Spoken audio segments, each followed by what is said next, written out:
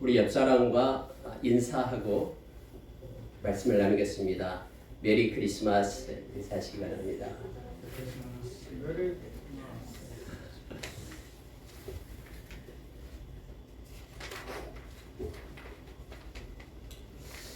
이 시간 저희들이 빌립보서 2장 5절에서 11절 말씀을 읽었습니다.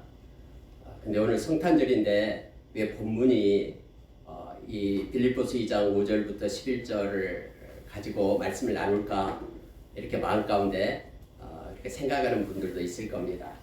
우리가 예수님의 탄생에 대해서 이 시간에 기뻐하며 하나님께 영광을 돌리는 예배를 드리잖아요. 근데 우리가 늘 지금까지 성탄절이 될 때마다 예수님께서 이 땅에 오신 이유에 대해서 우리가 많이 말씀을 듣고 또 나누기도 합니다. 우리가 예수님께서 마가복음 10장 45절에서 예수님이 이 땅에 오신 목적이 나는 섬김을 받으려 하는 것이 아니라 섬기려고 왔다라고 말씀하시죠. 그러면서 예수님의 목숨으로 많은 사람의 대속물을 주기 위하여 이 땅에 오셨다라고 우리에게 가르쳐줍니다. 마태복음에서는 예수님께서는 임마누엘을 하시기 위하여 이 땅에 오셨다라고 말씀하시죠. 다시 말하면 함께하기 위하여 오셨다라는 거예요. 이 땅에 죄로 인하여 죽어가는 당신의 백성들을 구해서 주님과 함께하기 위하여 이 땅에 오셨다라고. 그래서 자기 백성을 죄로부터 건진다라는 뜻이 바로 예수라는 이름의 뜻입니다. 그렇게 하기 위하여 이 땅에 오셨다라고 우리에게 말씀해 줍니다. 결국은 예수님이 이 땅에 오셔서 우리를 위하여 예수님께서 십자가에서 당신의 생명을 우리에게 선물로 주시고 우리를 섬기기 위하여 우리를 살리기 위하여 이 땅에 오셨다라고 성경은 가르쳐주고 있죠. 우리가 요한복음 10장 10절에 보면은 도적이 집에 오는 것은 도둑질하고 죽이고 멸망시키려는 것이지만 내가 온 것은 양으로 저와 여러분으로 생명을 얻게 하고 더 풍성히 얻게 하려는 것이다라고 우리에게 가르쳐줍니다. 이것이 예수님이 이 땅에 오신 목적입니다. 이 땅에서 심심해서 놀러 오신 것이 아니라 죽어가는 저희들을 긍휼히 여기고 불쌍히 여기셔서 당신의 생명을 주고 우리를 살리기 위하여 이 땅에 오신 분이 바로 예수님이십니다. 이처럼 저와 여러분은 왜 예수님이 이 땅에 오셨는가에 대해서는 많이 묵상하고 또 생각을 합니다. 근데 예수님이 그럼 어떻게 오셨는가에 대해서는 그렇게 많이 묵상을 하지 않습니다. Why에 대해서는 묵상을 합니다만은 How에 대해서는 묵상을 하지 않는 경우가 있습니다. 그래서 오늘 이 시간에는 특별히 올 크리스마스에는 예수님이 이 땅에 어떻게 오셨는가, 예수님이 이 땅에 오신 그런 방법, 그런 모습이 어떠했는가를 우리가 기억하기를 원합니다. 그래야만 로마서 8장 29절 말씀처럼 하나님께서 천지가 창조되기 전부터 저와 여러분을 아셨어요. 그리고 저와 여러분을 정하셨어요. 너는 내 것이다라고. 근데 정하신 이유가 그의 아들의 형상을 본받기 위함이다라고 우리에게 가르쳐 주잖아요. 예수님이 어떻게 이 세상에 오셨는가를 우리가 기억하게 될 때 우리는 예수님을 닮아가는 자로서 우리가 이 세상을 어떻게 살아가야 될 것인가를 우리가 깨닫게 됩니다. 특히 여러분 오늘 빌립보서 2장에서 앞에 부분 1절부터 4절의 말씀을 보면은 어떤 내용이냐면 이런 내용이에요. 이 바울 사도가 빌립보 교회를 향하여 쓴 내용 중에 뭐냐면요, 겸손에 대해서 가르치고 있음을 보게 됩니다. 겸손하라 라는 것을 가르쳐요. 그런데 겸손에 대해서 가르칠 때에 갑자기 5절부터 예수 그리스도가 이 땅에 오신 그런 방법을 나타내면서 이 겸손에 대해서 우리에게 가르쳐주고 있습니다. 겸손의 주님이 오신 것입니다. 예수님은 이 땅에 나면서부터 겸손하셨습니다. 냄새나는 마국간 구유 위에 오신 분이 예수님이십니다. 세상을 모든 걸 다 지으시고 주관하시는 그 하나님 되시고 창조자 되신 예수님께서 이 땅에 오실 때에 그 한 몸 누울 곳이 없어서 냄새나는 마국간에 오신 거예요. 겸손으로 오신 예수님을 우리가 기억하길 원합니다. 하나님께서는 우리에게 이사야서 57장 15절에서 나는 겸손한 자를 원한다. 겸손한 자와 나는 함께하고 싶다. 그래서 겸손한 자에게 나는 그의 영을 솟아시키겠다. 마음으로 통회하면서 하나님 앞에 나오는 자의 그의 마음을 내가 살려주겠다. 이렇게 말씀하고 있는 것을 보게 됩니다. 저와 여러분은 영적 전쟁을 하고 있는데 평생이 겸손과의 싸움입니다. 겸손은 또한 그래서 꾸며낸 겸손이 있어요. 아니면서도 그런 척 겸손한 척하는 겸손이 있습니다. 이걸 골로새서 2장에서는 너희는 꾸며낸 겸손에서 떠나라 라고 우리에게 말씀하고 있습니다. 그래서 여러분 오늘 크리스마스 오늘 이 말씀은 저와 여러분에게 이 세상을 어떻게 살아가야 될 것인가를 생명을 얻은 하나님의 백성이 주님이 오셔서 우리에게 생명을 주신 그 은혜를 가지고 사는 저와 여러분이 어떤 모습으로 세상을 살아가야 될 것인가를 예수님을 통해서 배우기를 원합니다. 겸손을 배워서 하나님이 기뻐하며 하나님과 함께하며 하나님 우리의 영혼을 살려 은밀한 가운데 교통하시는 역사가 저와 여러분 가운데 있기를 원합니다. 여러분 겸손할 때요. 오늘 5절에 보면은 너희 안에 이 마음을 품으라 곧 그리스도 예수의 마음이니 라고 말씀을 하고 있죠. 그리스도 예수의 마음 너희 안에 이 마음을 품으라 해서 겸손의 마음을 품으라 이렇게 제목을 달았습니다. 여러분 성경은 근데 우리가 조금 더 구체적으로 우리에게 가르쳐주는 내용이 있어요. 우리는 마음이다 그러면은 다 똑같이 그냥 마음 이렇게 생각을 하잖아요. 마음. 우리말은 이 단어 하나 가지고 다 표현을 하고 있기 때문에 그래요. 그러나 여러분 성경에서는요 마음이라는 단어를 크게 세 가지로 원어가 다르게 표현하고 있음을 보게 됩니다. 우리가 잘 아는 마태복음 11장 28절 수고하고 무거운 짐진 자들아 다 내게로 오라 내가 너희를 쉬게 하리라 나는 마음이 온유하고 겸손하니 내 멍에를 먹어 내게 배우라 이렇게 말씀을 하고 있잖아. 이때 나의 마음이 온유하고 겸손하다. 이때 마음이라고 얘기할 때 이때 마음은 어떤 마음을 얘기하냐면요 카르디아예요. 카르디아. 그러니까 카르라는 마음이 하트를 얘기하거든요. 카르. 그러니까 나는 마음이 온유하고 겸손하다 할 때 이때 예수님의 마음은 우리말은 마음으로 표현했지만은 원어로는 카르디아를 말합니다. 카르디아는 하트 영어로 표현하면 하트를 말합니다. 다시 말하면은 어떤 마인드 머리에서 나오는 냉철한 지성의 강조를 두기보다는 이 정서적인 감정적인 필링 이 내용 이 가슴 뜨거움에 마음을 이것에 강조를 두고 있는 것이 바로 카르디아입니다. 그래서 예수님께서 내 마음이 너무나 뜨겁다 내 마음이 온유하고 내 마음이 지금 겸손하다. 그래서 실제적으로 마음이 그렇게 긍휼과 자비가 느껴지고 있는 예수님의 마음임을 우리로 하여금 강조해서 나는 마음이 온유하고 겸손하다. 이때 마음을 카르디아로 씁니다. 우리가 또 하나 단어가 있죠. 여러분 고린도전서 2장에 보면은요 성령님에 대해서 쭉 기록을 합니다. 그런데 마지막 절 2장 16절에 보면은 누가 주의 마음을 알아서 가르치겠느냐. 그러나 우리는 그리스도의 마음을 가졌다. 아니 이런 바울사도가 그리스도의 마음을 가졌다라고 말합니다. 누가 이 마음을 알아서 가르치겠느냐. 우리는 그리스도의 마음을 가졌다라고 고린도전서 2장 16절에서 말하고 있어요.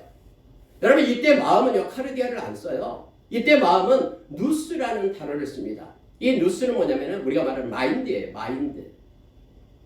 그러니까 인텔렉트 영어로 표현 인텔렉트 이 지성이죠. 지성. 지적인 것. 우리가 깨닫게 되고 심오한 것을 알게 되는 그러니까 주님의 뜻을 알아서 그 마음을 가르치는 그 주님의 그 뜻을 깨달았다라는 뜻이에요. 누구에 의해서? 앞에서 말하는 성령님에 의해서. 세상은 성령을 알지 못하지만은 성령님께서 하나님의 깊은 것까지 우리에게 가르쳐 주니까 그 성령께서 가르쳐 주는 하나님의 뜻, 그 마음을 우리가 가졌다. 이 마음을 누가 알아서 가르치겠느냐 하면서 이때는 이 지성적인, 지적인 그 마음을 나타낼 때 써요.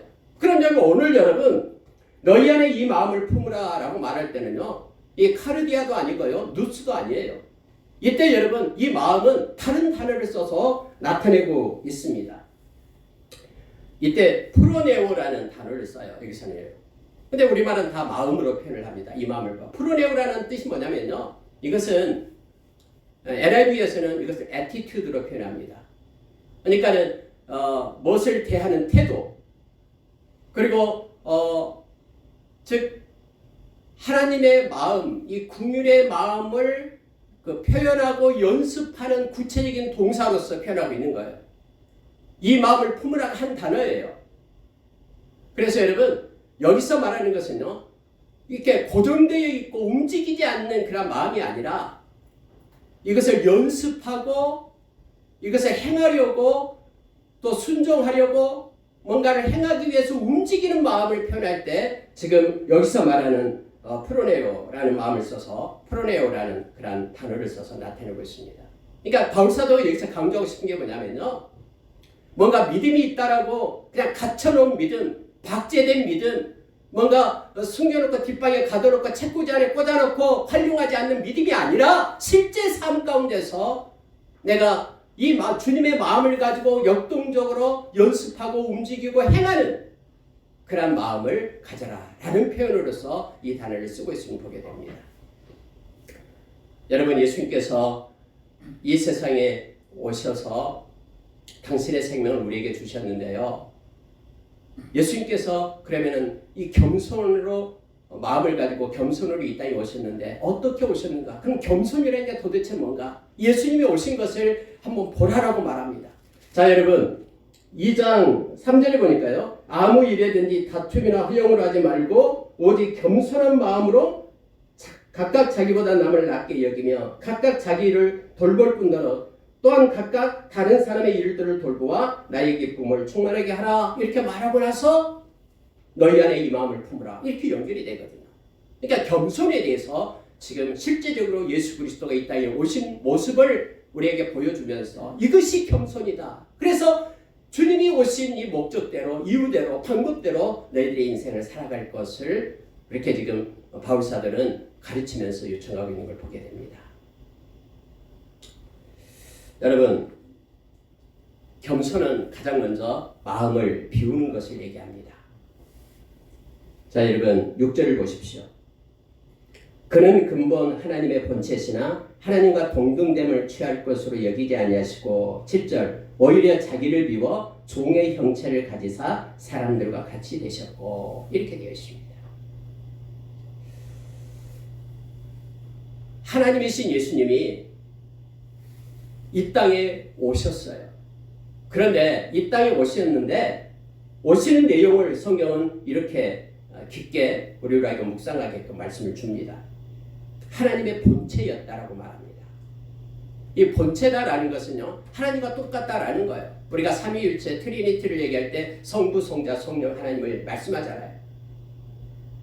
여러분, 성부, 성자 하나님은요 동등하신 하나님이셔요. 우열이 없어요. 성부 하나님은 좀 높고 그 밑에가 성자 하나님이고 또 그 밑에는 성령 하나님, 이거 아니에요. 모든 분이 동일한 본체예요. 본체. NIV에서는 nature로 썼죠. 본체를 얘기합니다.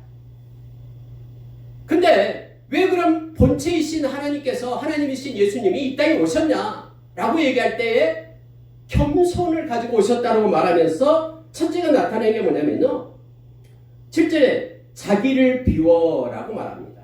하나님과 동등됨을 취할 거로 그걸 버리고, 동등됨을 버리고 자기를 비워서 이 땅에 오셨다라고 말합니다. 여러분, 원래 겸손은 자기를 비우는 것입니다. 우리말은 좀 어려워요. 실제로 자기 비운다는 게 뭔가, 정치인들 많이 쓰잖아요. 뭐 마음을 비웠다. 이 비운다는 게 뭡니까? 비운다는 것은요 다른 게 아니에요. 비운다는 것이 곧 겸손인데 자기 자신을 아무것도 아닌 존재로 만든다라는 뜻이에요. 그래서 NIV는 너무나 자세하게 설명을 해줍니다. 그냥 make himself nothing, 이거예요. 아무것도 아닌 존재로 만들어요. 우리는 마음을 비운다 그러면 뭔가를 채우기 위해서 있던 것을 비운다 이렇게만 생각하는, 이게 아니에요. 원래적인 의미는 뭐냐면 자기 자신을 낮추고 아무것도 아닌 존재로 만든다라는 거예요. 하늘에 계셔서 모든 천지를 주관하시는 그 놀라우신 능력의 하나님이 아무것도 아닌 하찮은 존재가 되었다라는 것이 자기를 비운다, 이런 뜻이에요. 여러분, 그래서 여기서 자기를 비운다라는 것이 바로 겸손의 시작입니다. 내 자신을 실제적으로 낮춘 거예요. 나는 그 위에 있지만은, 우리는 그렇게 생각하잖아요. 위에 있지만은 그냥 겉으로 보기에는 그 그 사람의 어떤 상황을 동정하듯이 그냥 위에 있으니까 자기 자신은 낮아지지 않고 그대로 겉모습만 아니면은 그 일부만 그렇게 행하는 것을 우리가 겸손으로 착각하잖아요. 근데 그게 아니라 자기를 아무것도 아닌 존재로 비우는 것, 낮추는 것이 겸손입니다. 그래야지만이 실제적인 진정한 겸손이 나올 수 있다. 그렇지 않으면 꾸며낸 겸손 속에 그 위선 속에 우리가 살아가게 됨을 알게 합니다. 빌립보서 2장 3절에서 앞에 보는 아무 일에든지 다툼이나 허용으로 하지 말고 오직 겸손한 마음으로 각각 자기보다 남을 낮게 여기라. 실제적으로 남보다 낮은 자리로 내려오는 것, 이것이 자기를 비우고 라는 뜻이다라는 걸 기억하려고 합니다. 주님의 마음을 따라서 우리가 우리를 낮추고 겸손하게 될 때는 실제 마음은 그렇지 않는데 겉모습만 그렇게 겸손한 척 하는 것이 아니라 실제 내 자신은 아무것도 아니다라는 낮아짐의 그런 마음이 먼저 있어야지만이 된다라는 걸 알게 됩니다. 예수님께서 하늘의 보좌를 보고 이 땅에 오셨을 때에는 이미 스스로 그렇게 낮추신 거예요. 아무것도 아닌 존재로, 하나님이 아무것도 아닌 존재로 그렇게 오셨다라는 것을 우리가 알게 됩니다. 그래서 겸손은 마음에서부터 시작됩니다. 겉모습이 아니라 우리의 마음을 낮추는 데서부터 시작됨을 우리가 기억하기를 원합니다. 여러분, 두 번째로 보면은요, 이 종의 형체를 갖는 것을 성경은 기록해 주고 있죠. 자, 오히려 자기를 비워 종의 형체를 가지사 사람들과 같이 되셨고 해서 종의 형체를 갖는다. 이 둘로스, 종이잖아요. 노예잖아요. 그럼 노예의 형체를 가졌다라고 지금 말하고 있는 거예요. 여러분, 위에서는 하나님의 본체시나 밑에서는 종의 형체가 되었다라는 거죠. 네, 여러분, 우리말 이렇게 다르게 해놨지만 원어는 똑같아요. 하나님의 본체나 종의 본체의 형체로 우리는 표현을 했지만 본체나 형체는 똑같은 단어예요. 그 본질이다라는 거예요. 본질적으로 하나님이셨던 그분이 이제는 본질적으로 종이 되어버렸다라는 거예요. 형식적으로 종이 된 것이 아니라 이미 종처럼 그가 낮아지셨다라는 것을 말해주고 있습니다. 여러분, 이것 가지고요 수많은 그런 신학자들이 싸웠어요. 우리가 잘 아는 그 AD 451년에 그 칼케돈 공회의가 열립니다. 그 터키 땅에서요 회의를 열어요. 근데 거기에서 어떤 문제가 나오냐면 바로 예수 그리스도가 어떤 분이냐라는 문제 가지고 회의를 합니다. 예수 그리스도는 완전한 인간이며 하나님과 동등되다. 예수 그리스도는 완전한 하나님이고 완전한 신이고 완전한 인간이다. 이것이 채택이 돼요. 실제적으로 여러분, 예수님은 완전한 인간이에요. 종의 형체로 본질적으로 종이 되어버렸어요. 사람들과 같이 되었다 이렇게 말하죠. 실제 이것이 거기에서 칼케돈 공회에서 채택이 됩니다. 그래서 만약에 이것을 부인하면은 그가 바로 이단이다라고 정죄를 합니다. 여러분, 다음에 요한사도도 요한일서에서 말해주고 있잖아요. 사람으로 오신 예수님을 인정하지 않는 사람은 그게 바로 이단이다라고 말합니다. 그래서 우리가 잘 아는 그때 이단으로 찍히는 것이 바로 우리가 이집트에 있는 그 콥트교예요. 콥트교가 그때는 단성론을 주장했어요. 예수님은 그냥 하나님이다.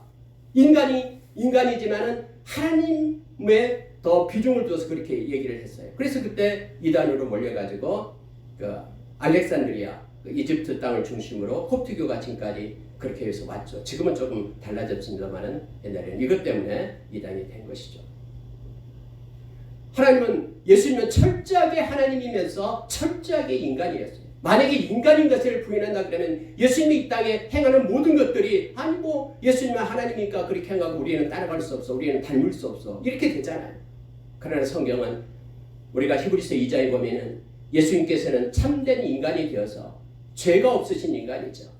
그래가지고 이 세상에서 행하는 모든 고난을 다 겪으신 분이 그분이고, 그래서 우리가 이 땅에서 어떤 일을 당하든지 우리를 넉넉히 도우실 수 있는 마음으로, 정서로 우리를 도우실 수 있는 분은 예수님이다라고 우리에게 가르쳐 주신 거예요. 만약에 이걸 부인하게 되면 이다라고 요한사도는 말하고 있으면 보게 됩니다.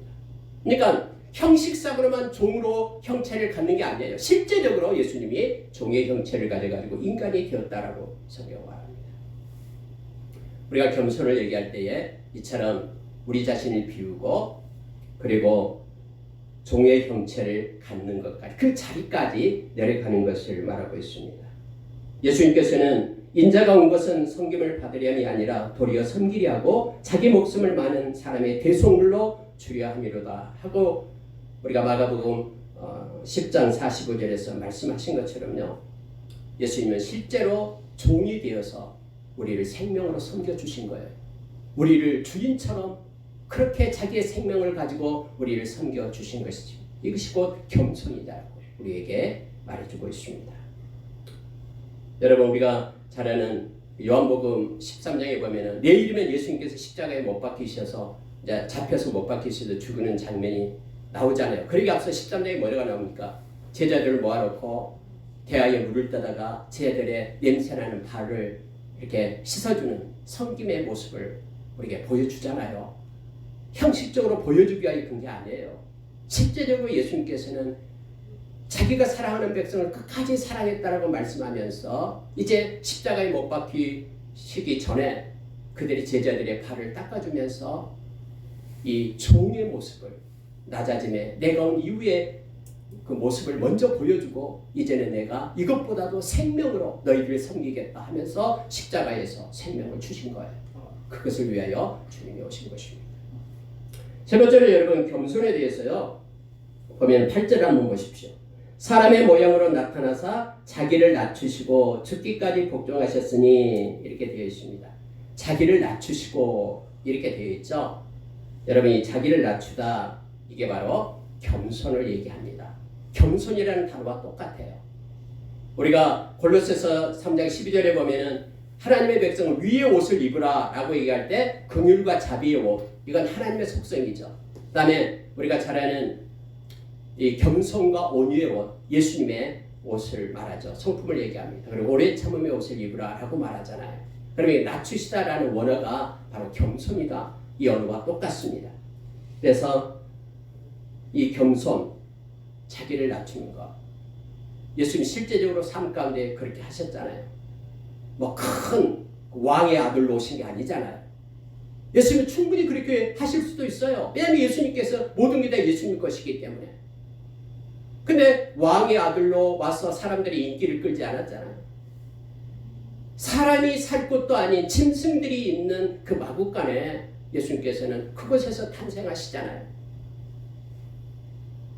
이게 바로 자기를 낮추시고라는 그런 겸손의 의미를 실제적으로 말합니다. 여러분 예수님께서요 얼마나 모욕을 당합니까? 예수님이 잘못해서 십자가 진 것 아니잖아요. 우리가 마태복음 26장에 보면은요 누가 모욕하냐면 대제사장 앞에 예수님이 이제 묶여서 가잖아요. 그러면서 막 사람들이 야유하기 시작합니다. 무슨 저 사람이 하나님의 아들이냐라. 심지어 거기에 여러분 종들이 있어요. 거기에 종들이요 예수님 얼굴에 침을 뱉어요. 그리고 뺨을 때려요. 그리고 뒤에서 말하면서 선지자 노릇하자 하면서 이렇게 모욕을 줍니다. 만약에 예수님께서요 진짜로 낮아지지 않았다면 이거 참고 있겠습니까? 예수님이 왕이고 예수님이 하나님이신데 십자가에 못 박힐 때도 마찬가지예요. 십자가에 못 박혔는데 예수님 밑으로 지나가는 수많은 사람들이 있어요. 그러면서 예수님을 향하여 뭐라고 얘기하냐면은 네가 하나님의 아들이면 내려와 봐라. 내가 믿어줄게 하면서 낄낄거리면서 대제사장부터 지나가던 모든 사람들이 이렇게 비웃고 조롱했던 것 있잖아요. 예수님이 낮아지지 않았다면은 십자가에서 내려옵니다. 그리고 그들을 다 심판하고 말죠. 근데 예수님은 이미 낮아졌기 때문에 겸손으로 낮아지셨기 때문에 이러한 상태에서 끝까지 인내하면서 우리를 생명으로 섬겨주신 거예요. 지금 여러분 바울사도가 서로 겸손하게 대하라. 남을 나보다 낮게 여기라. 허영으로 하지 말라. 겸손으로 하라라고 말하면서 예수님이 이 땅에 오신 모습을 기록하면서 우리로 깨닫게 한 이유가 있어요. 겸손은 실제로 낮아지는 것임을 말해주고 있음을 보게 됩니다. 8절에 네 번째를 보면 죽기까지 복종하는 것 이렇게 되어 있죠. 예수님은 죽기까지 복종하셨으니 그 십자가에 죽으심이라 라고 되어 있습니다. 얼마까지 참아야 됩니까? 얼마까지 겸손해지는 게 겸손입니까? 라고 말하는 이들이 있죠. 도저히 더 이상 참지 못하겠습니다 라고 일어서는 사람들이 있습니다. 그러나 성경은 예수님이 그랬던 것처럼 죽기까지 복종할 것을 말하고 있습니다.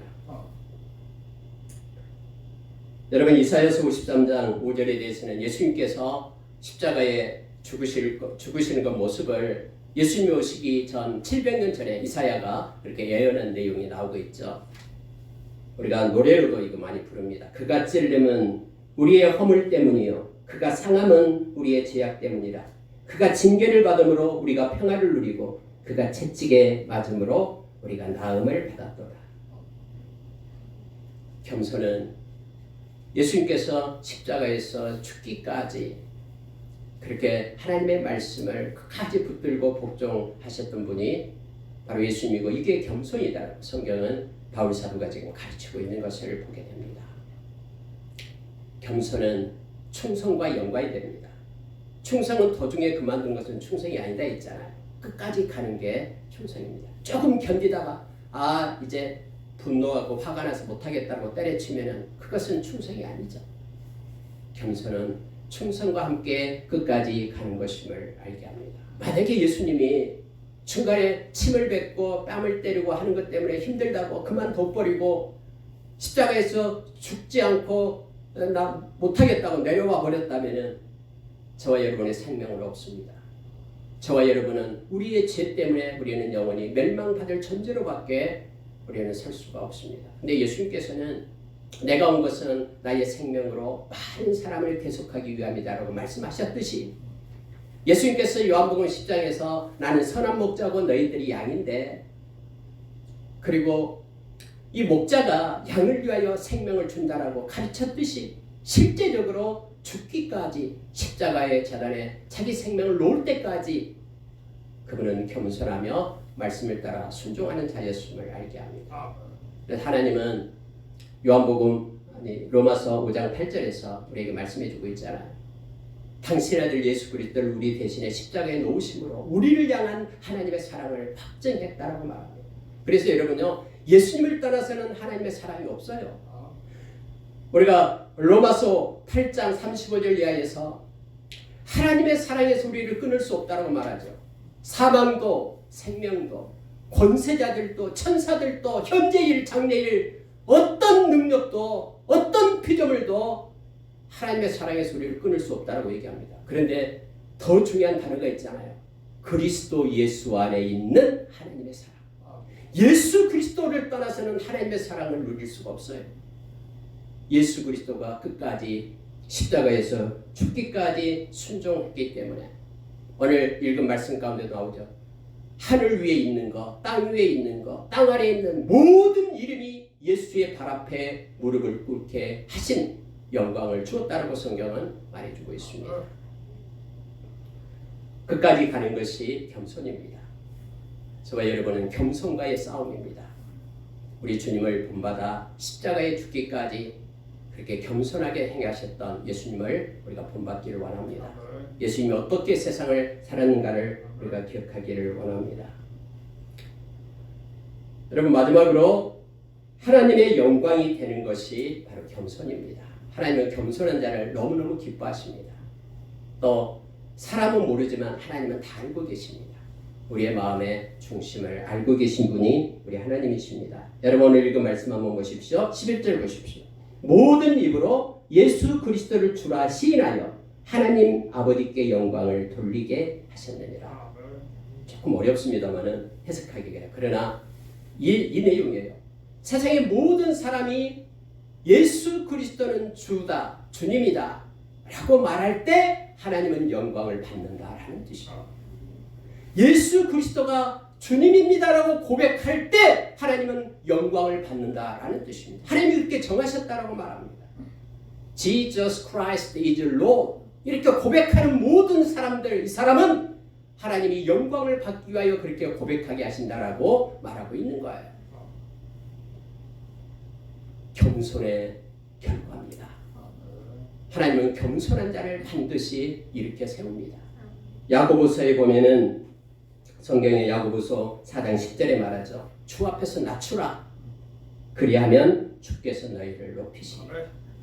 겸손의 반대가 교만이잖아요. 교만은 하나님을 대적하는 것이다라고 말하고 하나님이 반드시 꺾는다라고 얘기합니다. 그러나 겸손한 자는 하나님이 높이신다라고 말합니다. 오늘 읽은 말씀을 보시기 바랍니다. 말씀 보면 9절에 시작이 이러므로 라고 시작합니다. 지금까지 고난 가운데 있었던, 겸손 가운데 있었던 예수님, 이러므로 결과입니다. 그러므로 인하여 하나님께서 그를 높이셨다고 얘기합니다. 예수님은 하나님이시었지만은 스스로가 종의 형체를 가져 낮아졌습니다. 그런데 함께 하셨던 성부 하나님이 그를 높이시기 시작했다라고 성경은 말하고 있습니다. 하늘에 있는 자, 지극히 높여 모든 이름 위에 뛰어난 이름을 주셨고 하늘에 있는 자들, 땅에 있는 자들, 땅 아래에 있는 자들 모든 무릎을 예수의 이름에 꿇게 하셨고 모든 입으로 예수는 그리스도라 시인하여 하나님께 영광을 돌리게 하십니다. 예수는 그리스도라라고, 예수님은 주님이라고 시인하지 않는 이들은 하나님께 영광을 돌릴 수 없어요. 하나님이 그렇게 정하셨기 때문에. 그러나 예수 그리스도가 우리의 주님 되심을 고백하는 이에게는 하나님께 영광이 된다라고 말합니다. 이러므로 즉 겸손하게 이 땅에 오셔서 우리의 생명을 살리고 십자가를 지신 그 주님 때문에 하나님께서는 그를 높이셔서 주님으로 삼았다라고 성경은 말해주고 있습니다. 말씀을 마치겠습니다. 예수님이 이 땅에 어떻게 오셨는가를 말씀을 통해서 깊게 조명하고 우리는 예수님을 본받고 형상을 닮아가는 이들입니다. 겸손으로 우리가 주님과 동행하는 자 되기를 원합니다. 나는 마음이 오냐고 겸손하니 내 멍에를 메고 내게 배우라. 그러면 너희 마음이 쉼을 얻으리라. 주의 멍에 안에서 겸손하게 주님과 동행하는 자, 그는 참된 안식과 쉼 가운데 그의 인생이 펼쳐지게 될 겁니다. 그리고 하나님이 우리를 통해서 영광 받게 됩니다. 기도하겠습니다.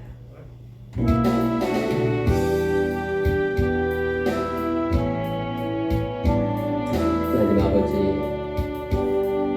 겸손한 자에게 하나님이 함께 하시고 그를 높여서 영혼을 살리고 교통해 주심을 감사합니다. 예수님께서 하늘의 보좌를 부르고 이 땅에 오셔서 죽기까지 충성했던 예수님처럼 하나님 우리가 겸손함으로 형제자매를 섬길 수 있는 그런 모습이 되게 하여 주십시오. 남의 나보다 낮게 여기는 자를 하나님 우리를 그렇게 세우시고 인도해 주시옵소서.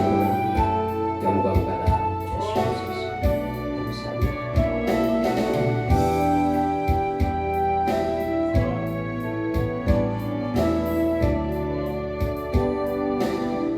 하나님 아버지, 예수님의 형상을 닮아가는 우리가 되기를 원합니다. 매일매일 주님의 마음을 품고 겸손함으로 하나님 우리가 세상을 살게 하여 주십시오. 그런데 우리는 능력이 없고 부족합니다. 그래서 우리에게 성령님을 주셔서 감사합니다. 성령님께서 스승이 되어 주셔서 우리의 마음을 가르치십시오. 교만하고 자랑하고 자만한 모든 것들을 내려놓고 주님께서 십자가를 지신 것을 기억하며 십자가에 달리신 예수가 너희 눈앞에 밝히 보이거늘 누가 너희를 꾀드냐라고 외침같이 늘 십자가를 바라보며 겸손의 주님을 닮아가는 우리의 삶 되도록 역사해 주셨길 원합니다. 성령님께서 우리를 이끄시고 인도해 주심을 믿습니다. 주님의 마음을 우리 가운데 부어 주시옵소서. 겸손해서 하나님이 함께하며 하나님의 말씀의 약속처럼 우리의 영을 살리고 교통하는 역사가 우리 가운데 있기를 소원합니다. 인도해 주시옵소서. 감사드리며 예수님 이름으로 기도합니다. 아멘. 여러분, 이 주문을 보면은 광고가 있습니다. 하나님의 평화와 기쁨이 우리와 가정과 일터와 교회 위에 가득하기를 축복합니다. 내일 주일입니다. 내일이 또 주일입니다.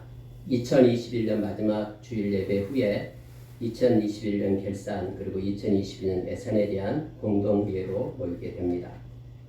연말 정산을 위해 기부금 영수증이 필요하신 분은 신청해 주시기 바랍니다.